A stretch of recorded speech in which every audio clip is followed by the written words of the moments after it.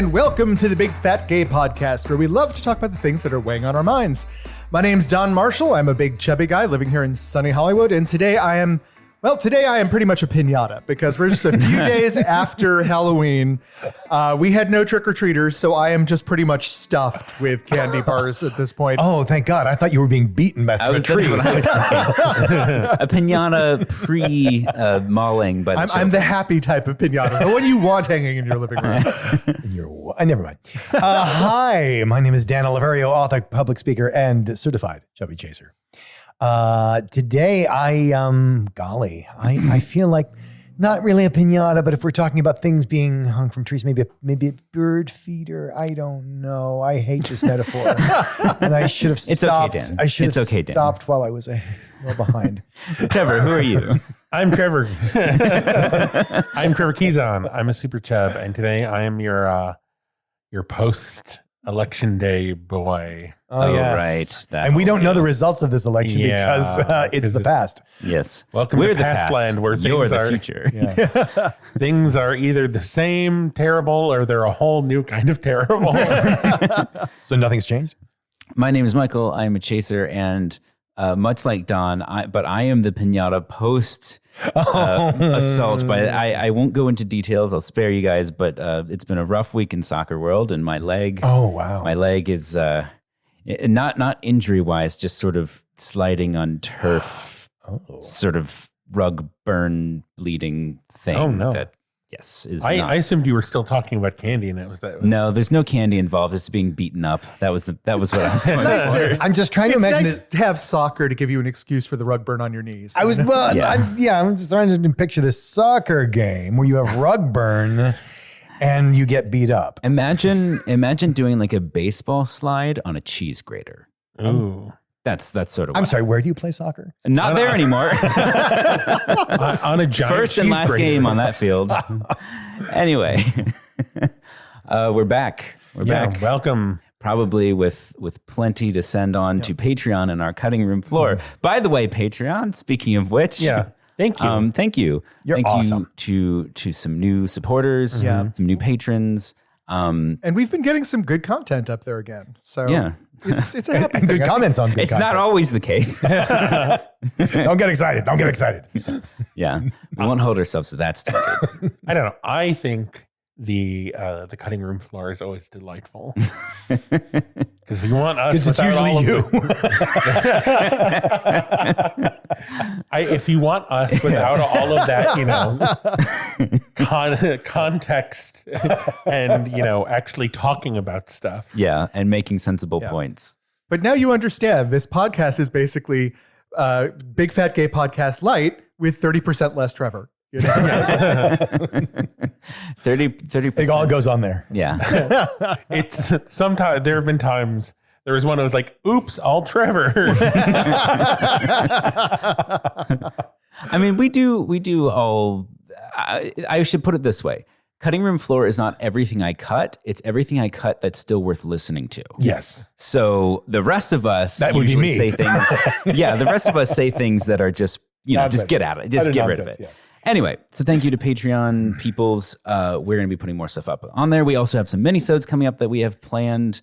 I don't know. Are we teasing the subjects for the minisodes, or are we letting that be mysterious? I think we should let it be a mystery. Yeah. Okay.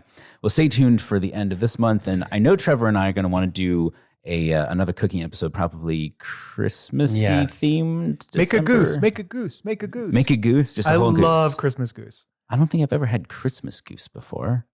It's I like don't know if I've ever had goose. It's before. getting him into those plaid vests. That's the hard it's like part. duck on steroids. Yeah. And then you save all the fat and you make a cassoulet. That's my father's Christmas tradition, and holy crap, is that good? Or confit. Yeah. Or rillette, yeah.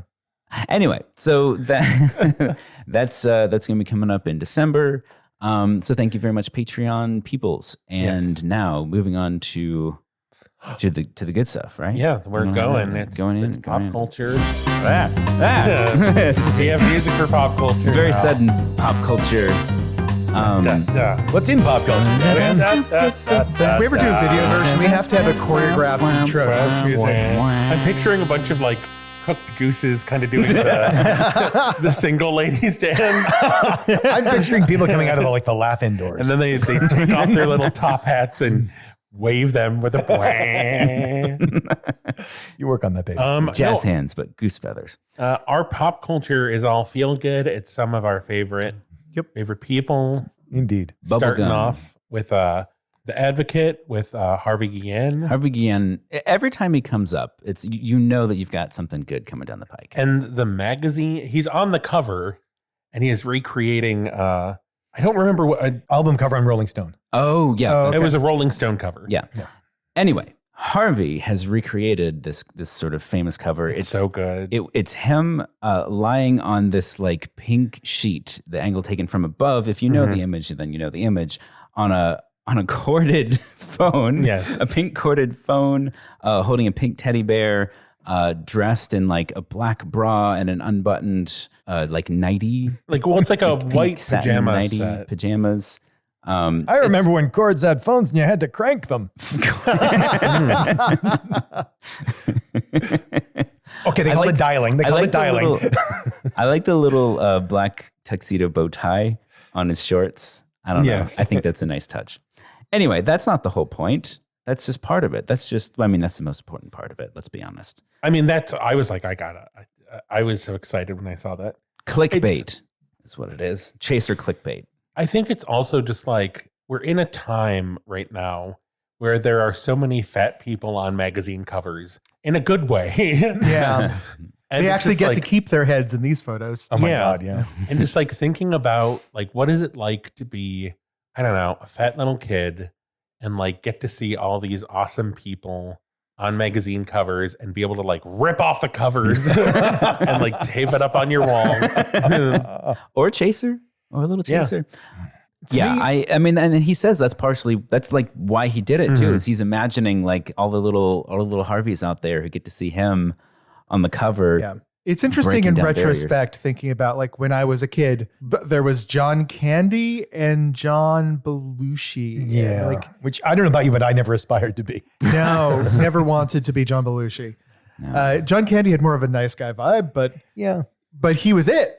You know, later on they had John Goodman, but like there were no, I remember I think if I saw this picture on a magazine cover growing up, to me, it would have been a promise that like the world is not going to exclude you in the future. And I think And your name also isn't John, so it's very difficult. it's very difficult to identify. No, I think the other thing that's different too is that, you know, when I was growing up as being a fat kid, your body was wrong, as opposed to nowadays where it's like, oh, you think my body's wrong. yes. Yes. There's a huge difference in those two statements. The ability to make that stand in your own head, regardless of what you say out loud, is so important. Yeah. So Harvey is out there on the cover representing queer people, Latinx people, fat people, femme people, just all kinds of cool people. And if you're a kid out there and you get to see him on the cover, it is just, I would imagine, very inspiring, or at the least just nice. Like, I don't know, like maybe there's kids out there who they're already feeling good. They don't need it, but they're still nice. It's like a nice reminder. I want to know what the chasers out there are thinking, like the kids who are just like, what is this? Like, he's going to be somebody's awakening. This is the best magazine ever. I don't understand why. I love the story in the interview with him about the pumpkin and this. Oh, the pumpkin seeds. Yeah. Oh, that is wonderful. It's his origin story, Yes. basically. But not his fat gay origin story. To sum up, Well, but we're leading into Yeah. it. Yeah. okay. So basically there was a pumpkin and the kids were supposed to guess how many seeds were in it. So everyone was guessing under 500 and he was guessing over 600. And the teacher's like, no, you should be guessing something under 500. So that's way too high. And listener, He was dead on. Dead on. And stuck to, I mean, made a point to stick to his guns. I mean, when you have an authority figure as a kid telling you not to do something, as a young kid, not a teenager, it was what, like 6, 7? yeah, it was 6, 7 years old. a grade school. So Grade school. And Yeah. I don't know. And that, anyway, that was sort of the inception point for him continuing to make those sorts of stands growing up. When he was in college, taking acting classes, they had this rule that you weren't allowed to go on auditions. He did decide to go out on auditions, at some point. And it wasn't to say screw you to the school or like I'm too good for this. It was just because he was getting offers and he actually booked some of them. Obviously. He was all over the Disney Channel. Yeah. Oh, was he? Yeah. So take a note. Take a page out of Harvey's book. Take a pumpkin. Take inspiration. Take a note. pumpkin seed. Throw some pumpkin seeds in his honor. And check out this photo spread because it is just so, it's so wonderful. It's like, I think the appropriate word is delicious. yes. I would vote The for only that word. Yeah. bubblegum delicious. Flowers. Him and Yeah, it's very bubblegum, isn't it? It's very bubblegum, very Yeah. pop candy. Well, it's Britney Spears. Yes. Well. So related to The Advocate is the sister magazine. I don't know if they are still officially connected at this point because think- they've been parceled out to different companies. Yeah, I mean, last I heard, they were still part of the same publishing empire. The magazine we're talking about is Out. Out Yes, magazine. The Out 100 for 2022. Which is in case you don't know, is they do it every year. And they just pick the 100 most influential people in queer world. And it's, Out magazine has this history of being very sort of Looks-centric. very sort of what's the term, like not heteronormative, but the gay version of that. It's very sort of gay, cis, Gay normative. white. No, I think it's homonormative. homonormative. Yeah, I like that. Homonormative. Yeah, basically presenting traditionally male, cisgendered, very usually attractive as the possible. model, model-esque. To the point where like I'm reading going like, I have no idea why this person's on the list back in the day. He's just really hot, but Besides just being hot, yeah, like I'm sorry, that's what else? yeah, exactly. What else do you need? No, and Out magazine has shifted a lot from that. Yes, I was so pleasantly surprised because I haven't bothered opening Out's top 100 in years and years and years and years and years. And I was really pleased to open it up and see a list of, wow, there are women on the list. Wow, there are people over 50 on the list. Wow, there are How did some they get fat there? people on the list. Who let them in? including Including friend of the podcast, Dexter. Dexter Mayfield. That is correct. Yes. Okay, so let me set up this photograph because the term that comes to mind is like statuesque. He has this. He's wearing this like flowing white sort of. How would you describe this, Trevor? Like it's sort of like a. There are pants, but they're flowing. toga-esque. Yeah, It's kind of like. toga-esque. It's like Greek influence. Yeah, imagine Greek a toga goddess that goes style into pants. pant legs. Yeah. Yeah. It's And he's gorgeous. posing. He's got this like regal pose. It's like every photograph of him is like if someone were just following him around with a camera thinking, how can I make him look like an icon in every photo? And he is. He looks like a fashion icon in every photo. Oh my God, yes. The fat men want to be him. The chasers want to fuck him. It's great. What's that phrase? But I mean, he has, he's got the brain to match. Yeah. Some of his quotes in there are incredibly inspiring. I mean, the quote that I'm thinking of is he works to, in quotes, demolish the divisive and destructive hate-filled delusion that fuels racism, misogyny, homophobia, transphobia, ableism, and other isms that continue to plague our society systematically in all forms. Like, okay, go Dexter. And now 100, which is a pretty good achievement. Yep. And he's had a hell of a big year too. I also like the anecdote about him. He is a co-host of Come Dance With Me. Oh, I love this. Yes. Which they pair next to the fact that he had at one point, as he is, one of his many things he can do, and I think his first big thing was dancing, being in tons of big music videos, J-Lo's video way back in like 2012, I think. He had auditioned for So You Think You Can Dance and did not get on. More than once. More than once, apparently. Yeah, and they're like, no, not you. And I don't know. I just love that he's now the host. I remember that show always had a strange relationship with fat people who really could dance and auditioned. Well, so many of those shows are about like, we're going to put you on the show because no one will believe it. Yeah. Well, I remember it was like the 10th anniversary of the show or the 15th anniversary. They brought back all the winners and second runner-ups for a big dance number. And how did they look? And the second runner-up from the first season had gotten much larger. And she was still just powerful as hell. She looked amazing. But she was not highlighted in the dance piece at all. She was really definitely pushed off to the side. Anyway. Well, who would watch that? I hear an eagle. Do you? Oh, God. There it is. That watch 2022. It's almost like the eagle comes when the drum rolls. Like it attracts you. You It's feel it? almost as though the eagle were being summoned. by some mysterious person with a button. Hello? Hello? We're I would touching say down. Our feet are hitting the ground. We have a rather unique Fat Watch today. Yes. So this is from The Times of Israel. yes. Yes. Which I'm not familiar with this publication, and I was like, I'm always nervous when there's a newspaper or something I'm not familiar with in my Fat News aggregator, because I actually was like, I found this new fashion magazine and it just seemed weird.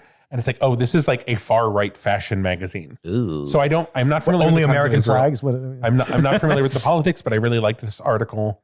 Of The Times of Israel. Yes, not of the Times of Israel. Yeah. The Times of Israel had a piece talking about the intersections of being fat and Jewish and dealing with fat phobia in Jewish spaces. Yeah, and represented in all the ways that you might think, but also like, if you want to participate in, I forget the name of the tradition, but There's a tradition where involves- they have to do ceremonial bathing. right. And there is, there are towels provided by the place that you go to. But if you have a fatter body, it's like those towels might cover one body part. Right. know? And so do you opt not Yeah. to participate in something that's part of your religion? Yeah. And it's a fundamental part of the religion. well, too. and as the person being interviewed points out, part of that ceremony is the celebration or appreciation of one's body, and you're being told by the place you're going that, well, not your body. Right. And the person being interviewed primarily is Rabbi, I'm guessing her first name is pronounced Mina. Yes. It's Minna. Rabbi Mina Bromberg, founder of Fat Torah, which is a nonprofit organization. She is from Israel. She lives in Jerusalem. And so they had interviewed her along with some board members of Fat Torah and some other people. And in the board Jewish members are from community. all over the world. From all over. And it's I was surprised by the length and detail of all of these interviews. And like, it is the what's the term? Not the credibility, but the pedigree of the people involved in this organization is substantial.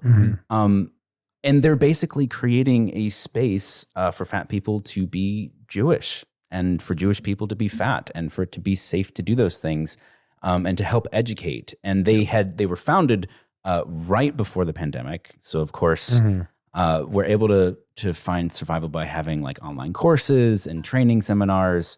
And I think it's kind of incredible. We don't talk about religion much. I feel like of the people in our group, we don't have a lot bring of a kind lot things to the say. table. Yeah. Yeah.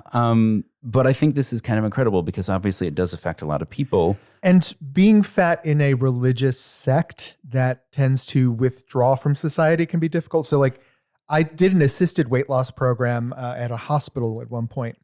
And they had group meetings where everyone would get together and talk about their progress during the week. And there was a woman in there who turned out to be an Orthodox Jew. And like part of the process for her was realizing like she had no support in her community. You can't do Weight Watchers, really. You can't really do a lot of this stuff. So Because of the lack of support, or because of the dietary differences, or because it's a social support group, and a lot of the stuff that comes up there isn't stuff you really can discuss in a if you're a religious Orthodox outside your conservative community. person, Yeah. it's a little inappropriate. And so like with her there, it was a Jewish hospital, so it was kind of okay, but like she kind of had to do it on the sly. wow. Yeah, I mean, when you're any group that severs you from the larger section of society, it can be very difficult to find that help. I was intrigued by the rabbi they interviewed. So his wife is fat, and he's trying to, in his congregation, de-escalate the fat phobia and the anti-fat bias. But as it says, I think in the article, like gently laying the tracks. Right. And, my question is always, not that that's bad, but I question it. So for example, he is trying to, and it's unclear what he's actually doing, like trying to tell people that it's really not the best thing to compliment weight loss or to tease weight gain. And some microaggressions. Yeah. And so like, okay, good. That's great. But when it came time to bringing someone from Fat Torah into the congregation for like a workshop, he talked about it with a layperson in the community that's very close to the synagogue. Yeah. Mm-hmm. And they said, no, that's too much too soon. We can't do that yet. And the reason they gave was that apparently in their specific community, there are a lot of like scientists and medical professionals whose, work is very important and is very anti-fat in nature Yeah. and in bias. And my question is, it's always this. I don't have a stand on this. It's really just this ongoing question. That whole thing of like, incremental progress versus radical action. Mhm. And is, and I think it has to be taken case by case. And this case interests me. Like, is this the time where you do, an anti-fat bias smackdown with all your medical people? Or like, no, let's start with like, microaggressions. I feel like change always comes from a dual prong approach of the radical and the conservative working together. Okay. So like with gay rights, right? Yeah. You had the radical act up or was it act up It was act up. versus the more conservative groups that were working quietly behind the scenes. Mm-hmm. One allows the movement to move forward by encouraging it gently, and the other basically keeps knocking on the door to see if you're ready yet. I wonder if the reason that works is because it allows the less aggressive organization to claim, like they make greater inroads because people are like, well, thank God you're not those people. Yeah. Like, you're okay. Thank God. And so that's why it's important to have those people so that the other people look better. Yeah. Yeah, it's sort of how the general public receives it ultimately. That's what counts. I also like that, going back to Mina for a second, she calls herself fat. She uses the word fat as opposed to euphemisms like big boned or fluffy or, medicalized terms like obese or overweight, which have all these sort of anti-fat implications to them. Which I also do get as being something that can make people uncomfortable. Like we use the term fat on our show all the time. I mean, it's in the name of the show. Yeah. But we're claiming it. We're using it. If you're the first person going into a older conservative community, fat has always been a negative, right? Well, the rabbi, they make a point of saying that rabbi doesn't use the word fat. Yeah. The other rabbi.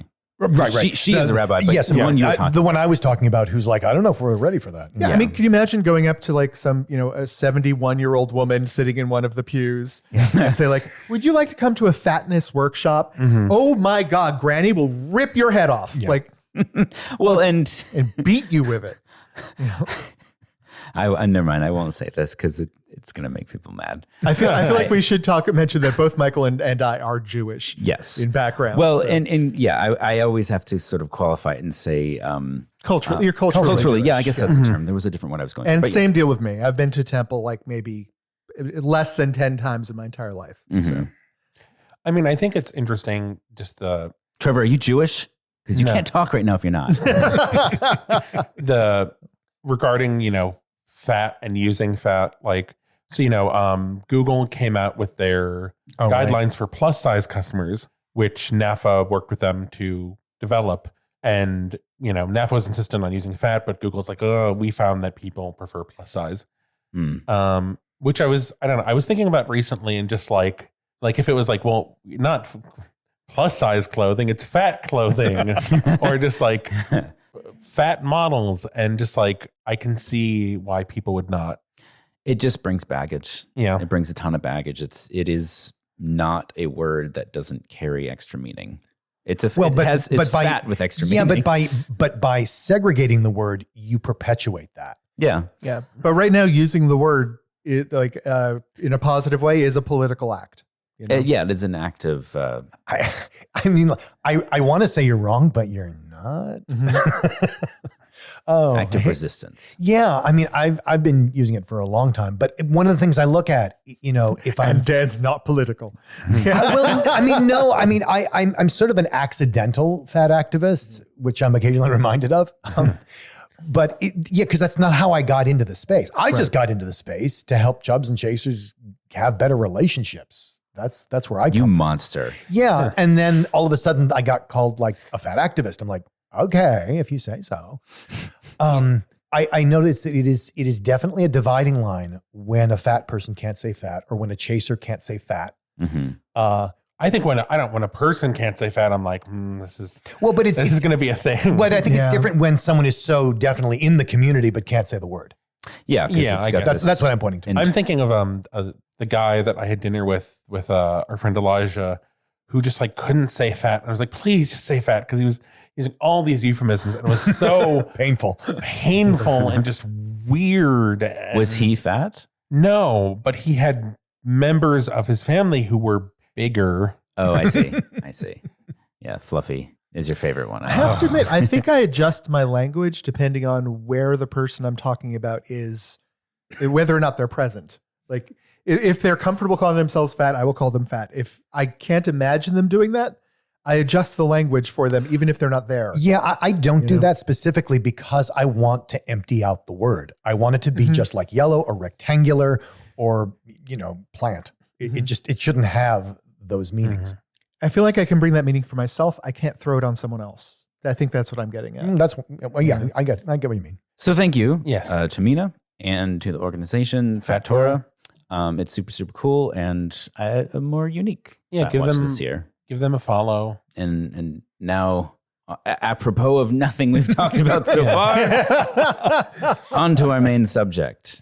The main subject today is like how people used to know us, how we'd like people to know us, talking about like parent-child relationships or, before and after gaining or losing weight, pre-post pandemic, just looking at yourself in different periods of time and how people related to those different versions of you. And is it an improvement? Is it worse? How does it make you feel, et cetera, et cetera? And I think, obviously I'll start us off. This happened to me last night. I went to play soccer, and a guy that I'm friends with because we've been playing together in the same sort of pickup group for a few years now.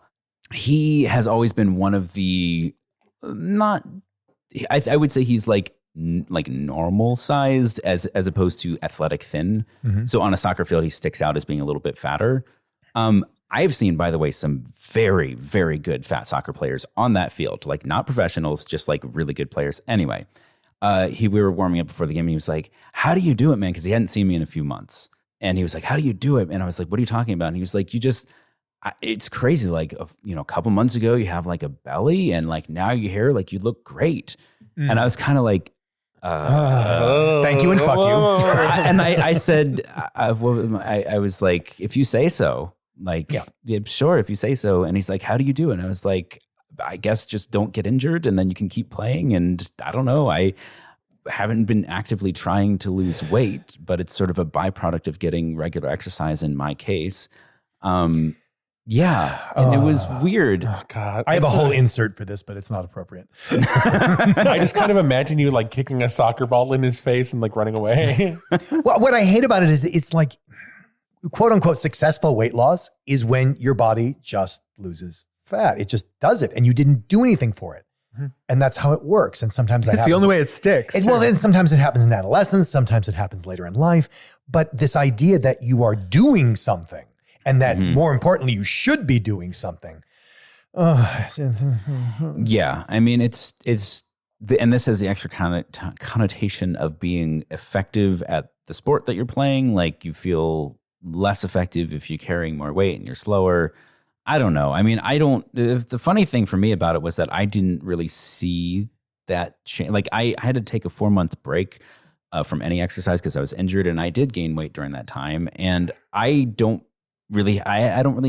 haven't seen myself lose that weight really, or at least not to the degree that he was talking about. So I was kind of drawn back, like I didn't see what he saw. But I think he was also projecting a fair amount. Well, I know in the gym, something that happens all the time is it's part of the bodybuilder bigorexia, where it's not just that you think you're too small, it's also that you think everyone else is bigger. And so a lot of time, and I think this may be what you're dealing with is, you don't perceive a great difference in yourself, but he perceives a huge difference. And like in the gym, somebody will come up to me and like, dude, you look so huge. I'm like, I think you're bigger than I am.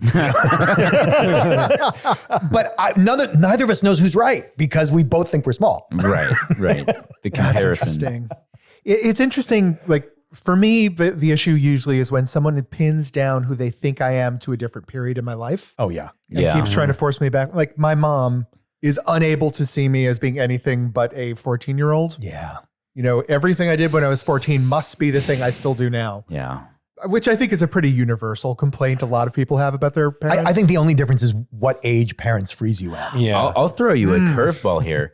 with my parents, maybe not so much my mom, but with my dad for sure, it was the exact opposite, where he didn't know how to relate to me until I was an adult. Oh, yeah, no, 100%. I had Same to here, be yeah. an adult for him. Like I was never a kid.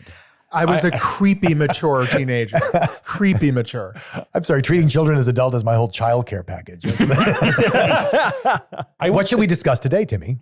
I would say with my dad, it's kind of the same as you, Michael, except like he's still bad at relating, but it's like he can like at least figure like kind of try now, and it's like, oh, Hey, there's this whole like, buddy. weird, there's a whole weird interaction I had with him where Dan saw it, where it's like, oh, there's pat, like, yeah. It was so, well, it was. Oh, come on. God bless him. He's trying. Exactly. Yes, no, I mean, no, that's it. No, Like, he was that, but it was, that's why it was so pathetic. Cause like, God, he's trying so, no, I don't mean pathetic bad. I mean, pathetic, like worthy of pity, because he was just so trying so hard, and it was so not him, but he thought it should be. And like, which makes it even worse because then it's not authentic and it feels even more gross. And You know what, though? All you can do is reward it and help encourage. I am so proud of my nearly 81-year-old father. Oh my God, it's real close now. My father, through most of my life, did not evolve at all. Yeah. And then the past 5 or 6 years, he's been trying really hard. Unfortunately, that comes with some stumbles along the way. My father, again, being 81 from New York, has some very strong racist streaks in him that he would never think of being racist. But That's tough. So it's neither here nor there. I forget why I got onto this Well, topic. because he's changed. Like he's making is, an effort. Yeah. Well, and then the question is your relation to him also updating, or are you still seeing him the way he used to be? I think, yes, I am, but a lot of it is in comparison to who he is now. I'm always holding up who he used to be, comparing him to who he is now to check progress, which is ultimately unfair to him because I'm not just appreciating him for who he is right now. Yeah. You know, So frequently we bring people's history into their relationship. yeah. Yeah. And, But that's a good point, Michael. I think I'm guilty of it. well, I mean, it might be helpful to say, kind of like what you were talking about, Michael, one of the jobs psychologically of the ego is to maintain the illusion that who we are is a constant. Mm-hmm. The job of the ego is to mediate, inside world, outside world, and to hold in place this idea that I have always been this way. And if it's not that you deny it, sometimes people do, but you can be reminded that you weren't always this way, but you don't go through your day thinking that. You go through your head, you go through your world with the illusion that this is who you are and always have been and always will be. And it comes out in phrases like, oh, I'm not the kind of person who. I'm going to throw this out there because I find this fascinating. I think I have never done that. Really? In my life, I don't operate. I'm fundamentally the opposite of that. Well, I think that's because you have a constant second guessing going on in your head. Perhaps, but I would even put it more like a constant, when I was younger for sure, but I think as an adult, more like a constant introspection. Like I'm constantly checking myself to see like, is this evolution for me? Is this a better decision than I would have made 5 years ago? Right. And but like weekly, daily. But that's a learned behavior.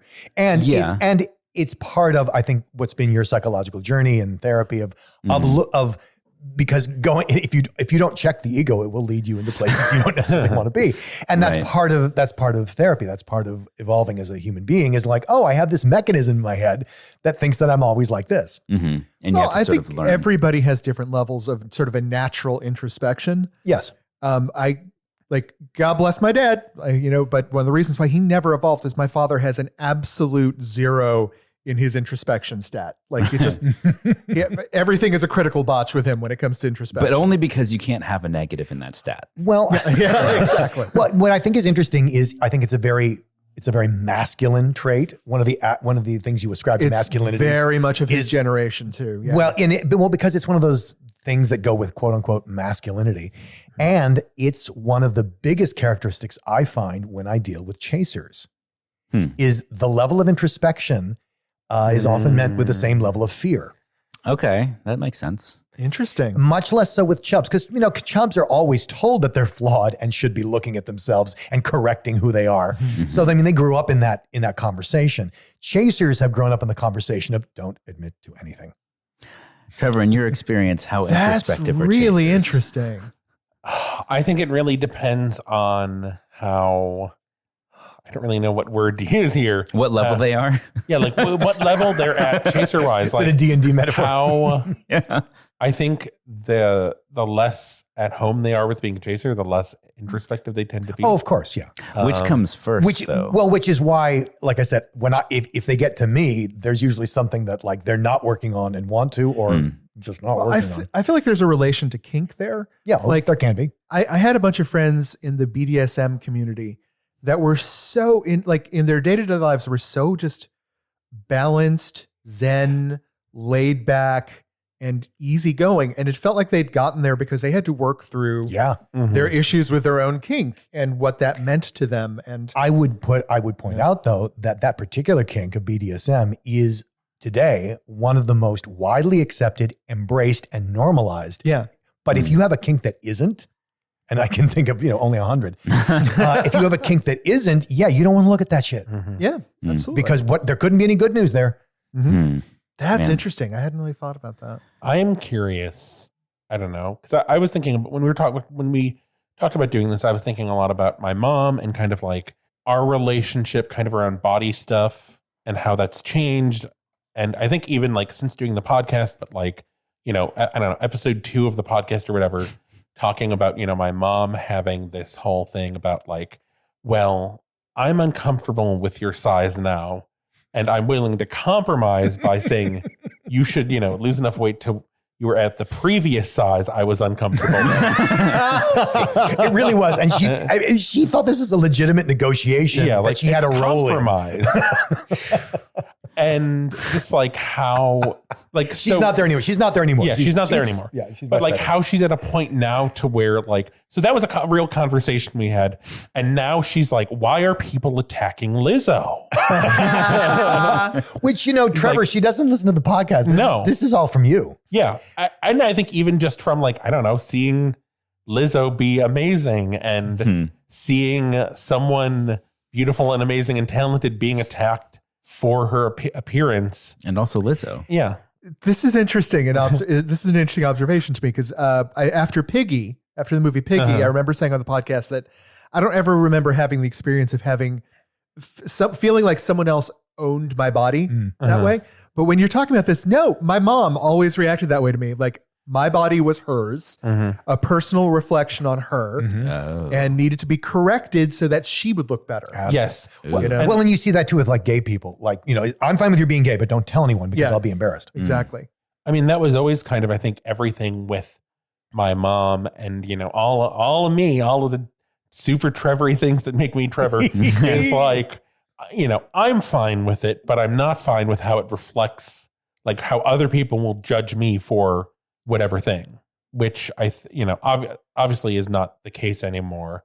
But I think it's interesting to just kind of look at that with, I don't know, parents and their fear of being judged for something out of their control and then trying to control to prevent that judgment. Yeah. The idea of being like, you're a bad mother if you have a fat kid. You're a bad mother if you have a gay kid. You're a bad mother if you have an XYZ kid. Especially for that generation where basically the quality of their mothering is how they are judged as being valued to society. Of women of a certain age, that's what they were told their role in life was. Well, or fathering, it applies just as much there. Yeah. In some cases more so.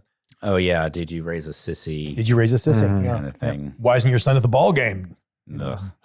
I think I mentioned that before on the show. Like with my dad's background, he was fine with me being gay, but fat, that was less good. My dad was fat and a sissy.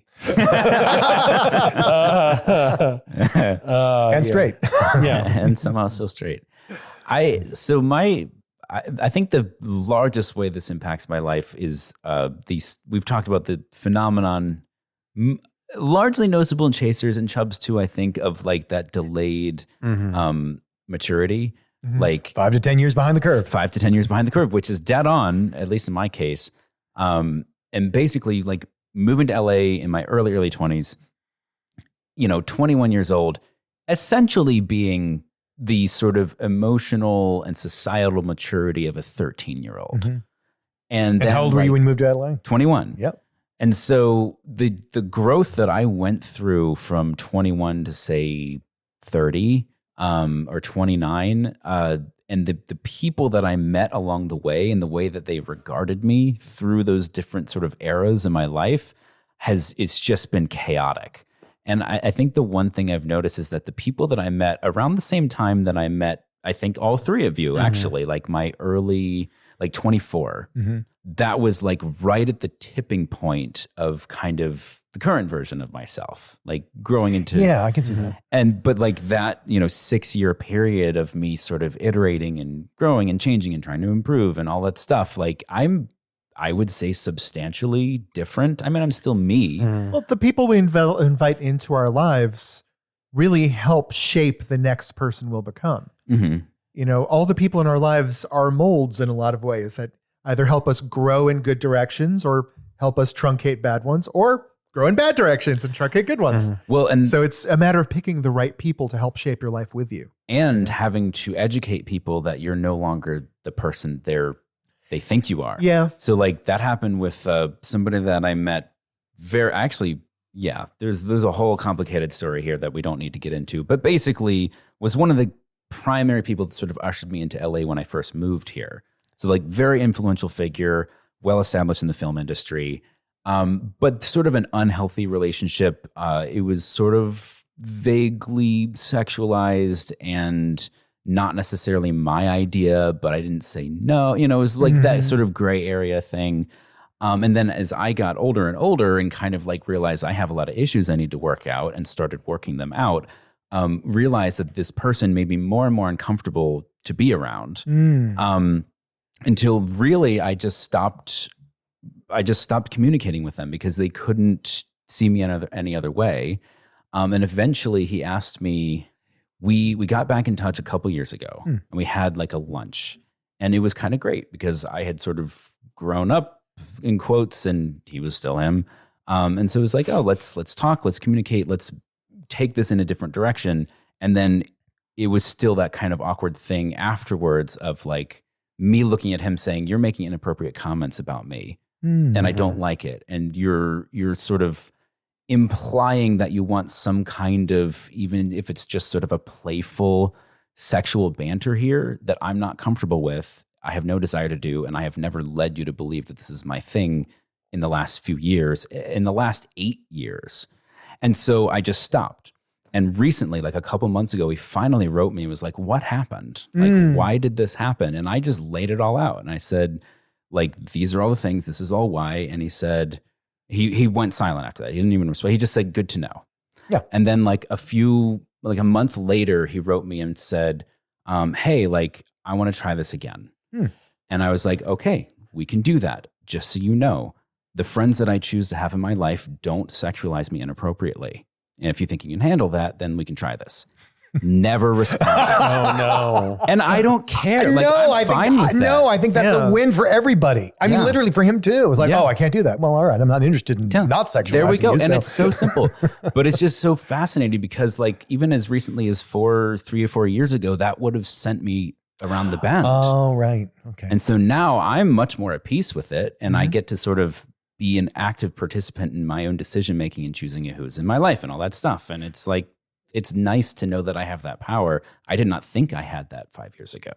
Yeah. I think that's a huge thing that I do a lot when my coaching is getting people to see that the people you have in your life, for better or for worse, are not there by accident. Yeah. I mean, there's, as you point out, like you actually do have the ability not to control, but there are affinities. And you collect people through these affinities. And if you're not aware of these, you can collect things you don't really want. Well, I want the whole set, Dad. I want the whole set. No, but I mean, I learned this early on as I was figuring out the nature of my sexuality, because I would want to or feel I should go to bed with anyone who was interested in me. Not because I couldn't say no. I mean, you know me, I can say no. The problem was I felt like, oh, I shouldn't turn this down. Look at him. I shouldn't turn this down. How could I? And it was, I remember the day I like made a rule about this.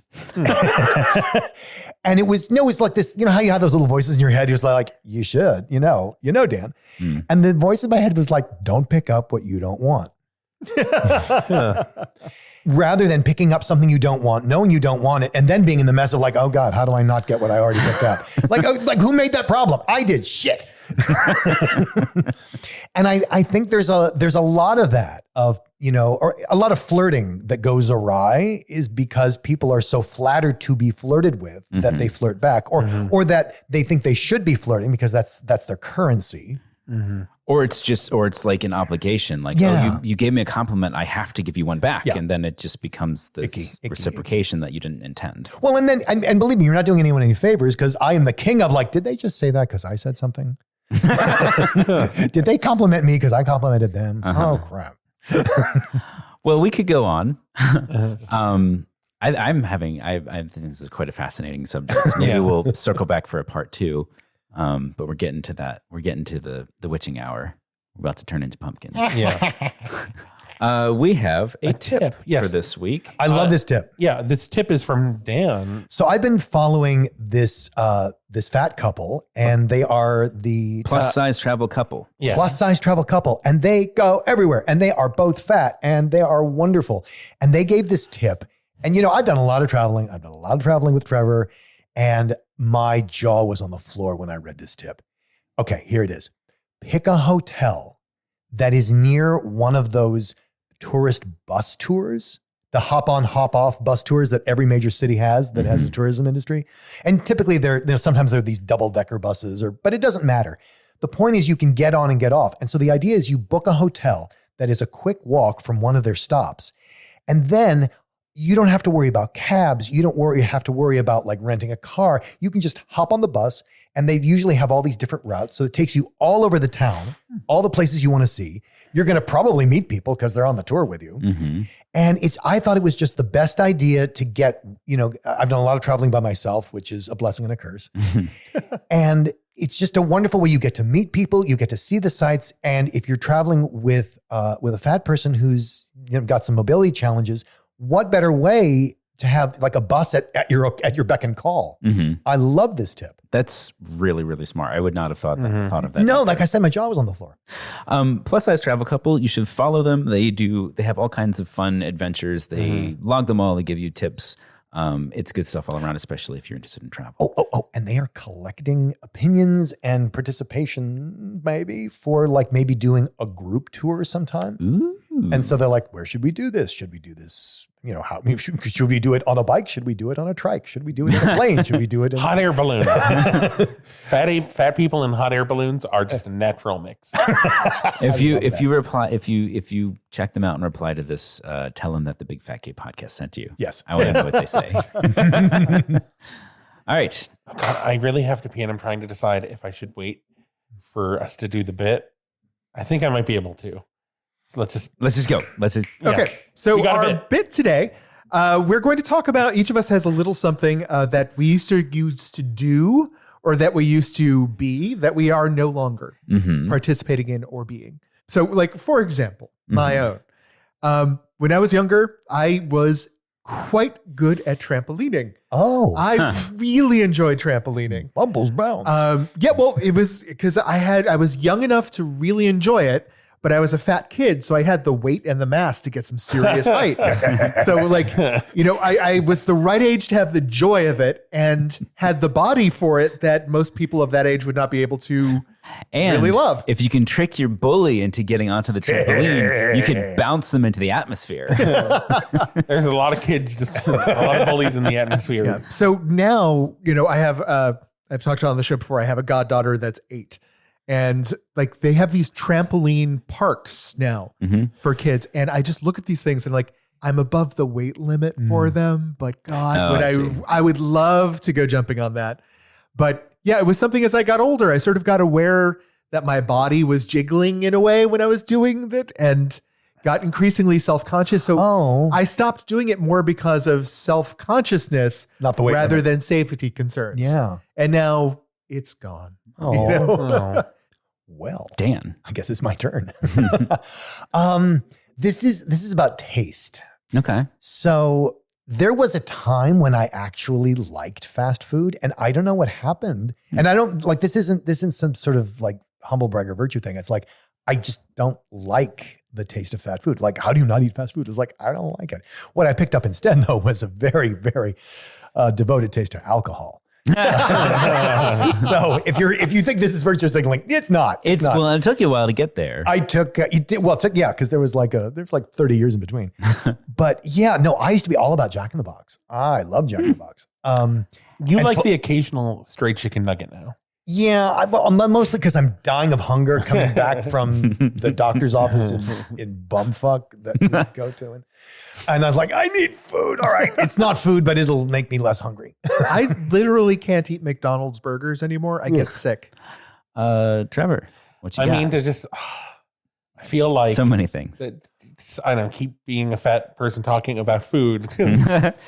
I used to like powdered donuts. And I do not. Holy crap, you did? I didn't know this. I despise powder because of the powder. They're messy. They're messy. I don't like the way the powdered sugar goes to your mouth. Overdose at one point? Or I have a theory about this. When you eat a powdered donut, it's that feeling of the congealed oil on the powder that coats your mouth and makes it feel like you just ate a stick of butter. Or not even butter, but just like old oil. Do you get this? I don't think that would deter him. No, it's like, but not. No, I know what you're talking about. Not in a good way. There's a whole bunch of our audience who are going like, it'll taste like butter. Not like butter, like old, like congealed, refrigerated fat that is not for I don't consumption. really know what changed. I would bet that you had some sort of respiratory distress and you got powdered sugar up your nose. No, I think it's just I got sick. are you trying to snort your donuts? Well, from the soft palate. I think just I got sick of that coated feeling at some point. I used to love old-fashioned donuts, but now they hold too much oil for me. They get too greasy. I mean, that's sort of donuts. They're actually my favorite donut. They're delicious. What about you, Michael? I had a couple that popped into my head, but the one I think I'm going to go with is, I moved to LA to be a filmmaker. I kind of already was a filmmaker, just a very, very, very tiny little fledgling filmmaker. And then I moved out here to the big pond with a certain degree of experience. And I knew what I loved to do and the way I loved to do it. And then I came out here, and in learning how to do things right, in learning how to do things professionally with other people and with all that stuff, all the construction around filmmaking that makes it big and expensive, I had this thing of like, that's what it's supposed to be. That's what it has to be. And then it's that sort of like early 20s desire of like, I want to be the next Spielberg. I want to be the next big thing. And you're like pushing yourself in that sort of ambitious way, and tried to do that. And I made this very expensive short film that was a sort of catastrophic failure. And my lesson in trying that was that's not actually how I like to make movies. I like a very specific thing of a much more intimate production with a minimal crew where I'm operating the camera. And I know that doesn't get a result that you would typically see, but Robert Rodriguez does it, by the way. I'm not crazy here. Yeah. It can be done. Yeah.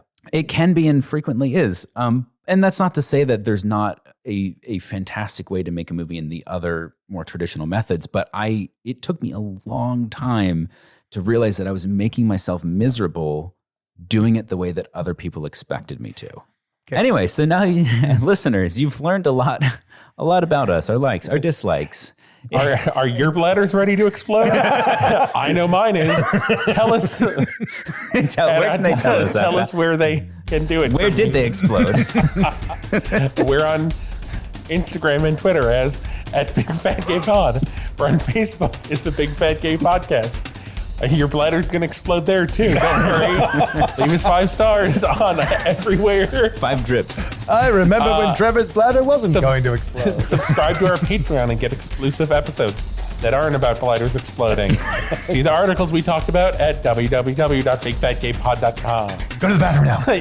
Maybe you're like me and you thought you could get through the rest of the episode without a bathroom break, and you made it, but your bladder's going to not hold it much longer. Just watch out.